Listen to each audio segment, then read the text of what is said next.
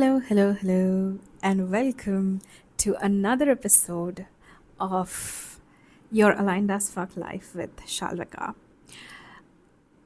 So, this episode I am calling my Museum of Failures Audit. But before I actually dive into the audit and my thoughts about that, I wanted to first kind of walk you through what is happening in my life and my world right now.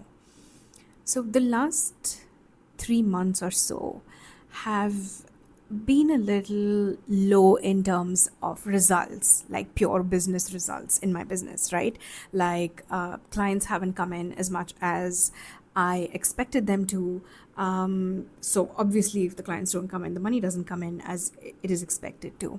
And I know this is a part of running a business, right? Like the ups and downs are a big part of running the business. So it's not like I am in any financial need. You get what I mean? Like money hasn't come in, but I don't really need the money to come in either because I am at that stage in my business where I have built that revenue back up for myself, right? Um, so this is the first time that I am experiencing such a long dip in my clients and my income after actually becoming financially free. By that, I mean that my business has made enough money that it can still sustain me when the extra additional money is not coming in, right? So it's a very different experience, to kind of face it in from the space of safety, and not being worried about like where the next thing's going to come from. And that got me thinking, that since my circumstance of being in this dip is different than it has ever been, it's unique than it has ever been, why not do something unique uh, to go along with it, right?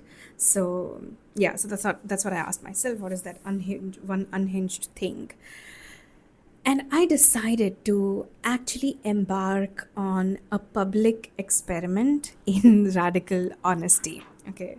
I don't know if you guys have been around me, if you've been following me for years, you know that one of the things that I love is just shaking things up, right? Like, I have done so many challenges over the last few years that I just randomly take up on myself. And I thought, let me do this, a public experiment in radical honesty. And that is what brought me to this idea of a museum of failures audit. So here's what I'm going to try and do.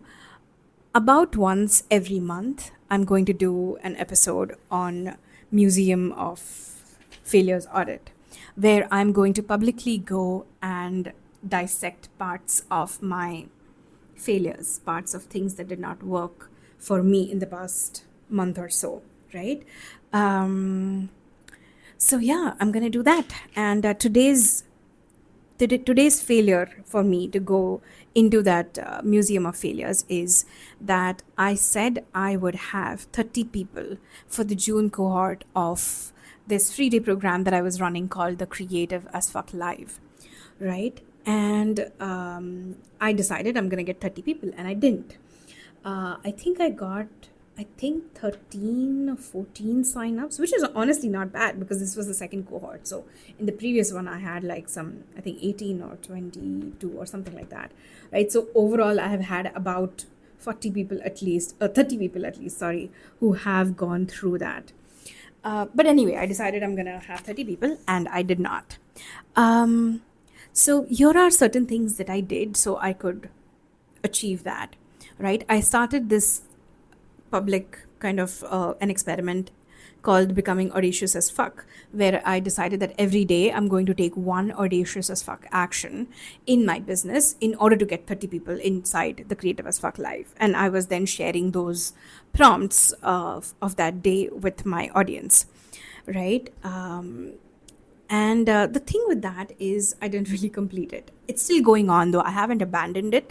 I'm just not giving suggestion every day or a prompt every single day, because I realized that that was getting a little too much for me, right? Doing the action, creating the content for that, putting it out there, in addition to actually coaching people. So yeah, I didn't go through that, and I wanted to then go a step deeper. So here is how we started with, right? We started with the fact that I didn't end up with 30 people.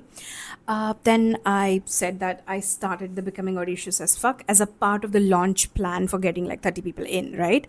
But I didn't complete that, right? So now let's go another layer deeper, right?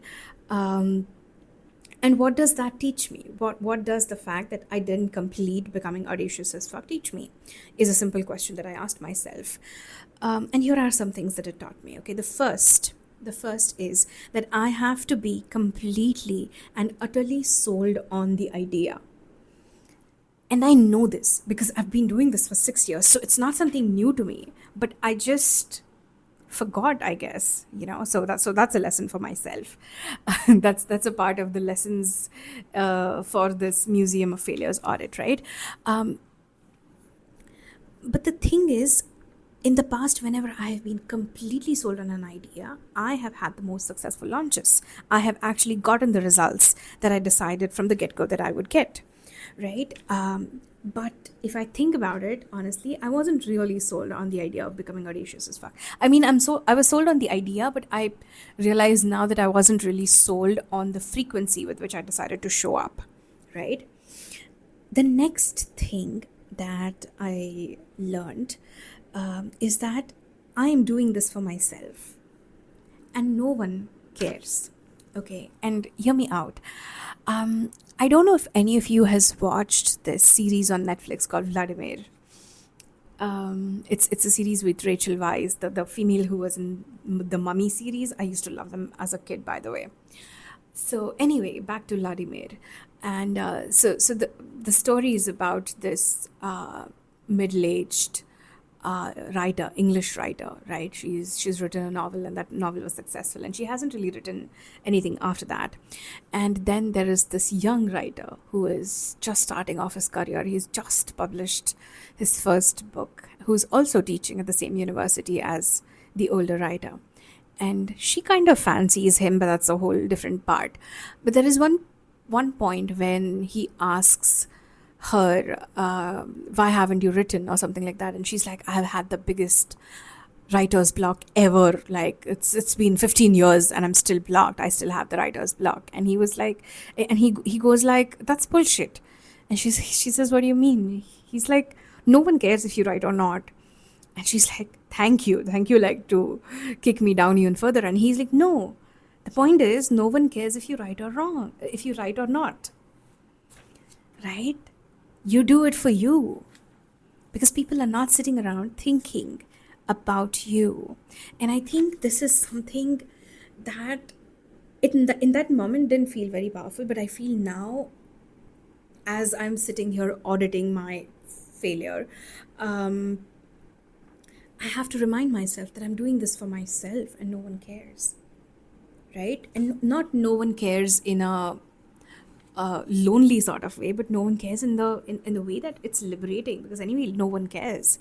So if I go out here and actually do this experiment in public radical honesty, it won't matter, because it's something I'm doing for myself. I'm not really doing it for anyone else, right? Every creation that you do is something that comes through you. It's birthed through you. You are the medium, right? And it's utterly and uniquely you. So yeah, that exploration is very important, to find that unique you. Anyway, back to what does this teach me, right? The third thing that I learned is this pattern about myself. You know that pattern that I'm talking about, that pattern of rabbit holing, that pattern of just overthinking every single thing, right? I think all of us have experienced that at some point or the other, but that has been really dominant for me. with this particular result that I've got. Anyway, so the next question then is, what am I doing to change it, right? We talked about the three things that this failure kind of taught me is that I have to be completely and utterly sold on the idea. The second is that I'm doing this for myself and no one cares. And the third is the pattern of like overcommitting and underperforming, right? So what am I doing to change that is the next question. The first step that I'm taking in this is actually assessing my current capacity. Now, what do I mean by that? Women are cyclical beings, right? Our bodies work on a cycle, and because our bodies work on a cycle, our energy also works on a cycle. So, for example, right now I am in the luteal phase, which means my energy is low. Now, when I say the energy is low, that doesn't mean I'm not going to do anything, but I am going to do more of introspective things, right? Like reading, journaling, dreaming up, visualizing, planning, all of those things. It is not an energy of just go out and do. It's not an energy of go record 10 videos in a day and like write 6 emails and talk to 10 different people and record like the entire month's podcast episode in one day.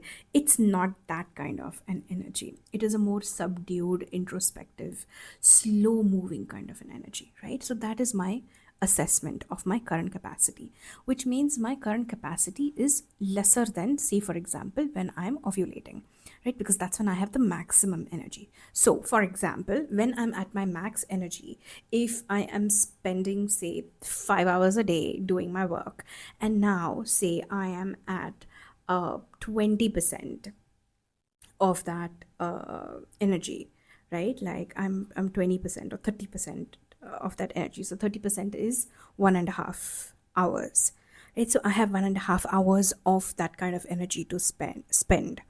Now, in 1.5 hours, say I decide that I'm going to write 10 notes for Substack, I'm going to record a podcast, I'm going to write an email, I'm going to create a couple of reels, I'm going to write the captions for those reels and search keywords, and that's going to be a lot, right? And that is where I end up overcommitting, is I don't respect my energy, my available energy. So instead of that, I am going to decide on minimum success criteria. What do I mean by that is, this is the minimum that I have to do in any given day. This is the minimum threshold of what needs to be done. So, for example, my minimum threshold today that I decided was that I am going to create one long form content piece, and that is this podcast episode. And I know how much work actually went behind that. I know I have overshot my 1.5 hours, but the thing is, that is what happens, because remember when we talked about the lessons learned, we talked about how I have to be completely sold on that idea. And when you are completely sold on that idea, this is what happens. You decide you're going to work for 1.5 hours, but here you are like ideating, brainstorming, creating brain maps of that podcast episode, and then actually sitting down to record it and then doing it, right? That is what ends up happening when you are completely aligned with what it is that you want to create. So that is the second thing, is I decide my minimum success criteria. What is my bare minimum that I expect from me today for this day to be successful? Because an unsuccessful day would be when I don't create something, right? That's how you arrive at your minimum criteria. So if I create one piece of content, that is me creating, but for me to feel successful, I want it to be a long form kind of a content, right? Okay, so that's the second step. The third thing that I want to talk to you about is, what am I doing to change that? Is I want to ask myself, how can I make this more fun? What would actually bring me joy, right? And that is what this episode is for me, because I am someone who gets a fucking kick out of challenging myself to do things that are weird and uncomfortable, right? Like coming out here and talking about how I dropped the ball on every single thing. But I also kind of analyzed on what went below each of those things and how I am planning to remedy that, right? So yeah, how can I bring more fun into this process? What does fun look like for you? If you're someone who feels like you are not there yet, or you are just barely meeting your targets, or you are maybe like me, you are in a good place, honestly, but you haven't really, you feel a little stagnant, right? Ask yourself, how can I bring more joy? What will bring more joy? What does that look like for me? Does it look like me sitting here and making like a huge ass vision board for my own vision? Does it look like sitting and running a public radical honesty experiment? Wow, I couldn't remember what that term was. Public radical honesty experiment, right? Or it could be for you to just like book a trip somewhere and then just like go and put aside this idea that I have to create and let and give space to what wants to be birthed. That's also absolutely okay. But how do I bring more joy today? Because only when you experience joy, and don't get me wrong, I am not saying you have to experience that kind of joy every single day. I'm not saying that. I'm saying use this to shake things up. Every time things start feeling a little stagnant, or you don't even have to let them feel stagnant. You can just decide that once in 2 weeks, I'm going to do something crazy. What that's going to do is, of course, one, it's going to bring that joy to your life. You're going to feel accomplished. You're going to feel like you did something unique. You're going to feel like, okay, I have a little more confidence in myself. Of course, that is one. Second, it will also force you to take audacious action, right? Because not everything can be made joyful. And how can I be creative in finding my joy in this process? Right, that's another thing that this will give you. And yeah, it'll definitely build your resilience, because you are making yourself a little uncomfortable regularly, right? Obviously it's going to increase your capacity, your resilience to actually face dips like I have been doing, because you are going to face dips. If there's anyone who says that's not going to happen, I just feel like they maybe haven't run a business for that long or whatever. But that's going to happen. Your businesses, you might not experience a dip, but your business will experience dips, right? So yeah, that's what I have for you today. I also have a small segment that I want to share, is that I'm currently going through a massive pivot in my business identity. What I mean by that is I am now moving towards working exclusively with creatives and creative entrepreneurs, be it one on one, be it in group coaching programs, be it in just one off sessions. But that's what I really want to do.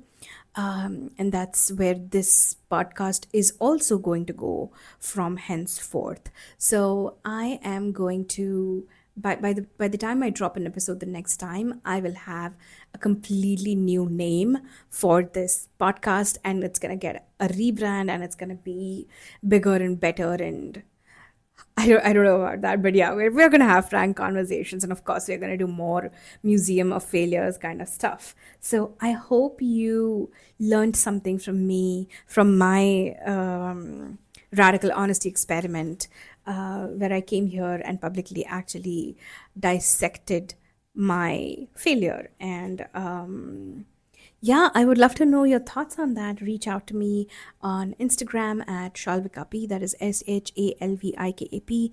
I'm linking it in the show notes, and I will see you next time. Before you go, if you are curious about my work, about what I do, I am also adding a link to my 3-part free video series called The Creative as Fuck Life. If you're someone who want to understand what I do, what is the identity work that we do, the money work, the worthiness work that we do, then this will definitely give you a taste of it. So awesome. All right. I will see you next time. Ciao.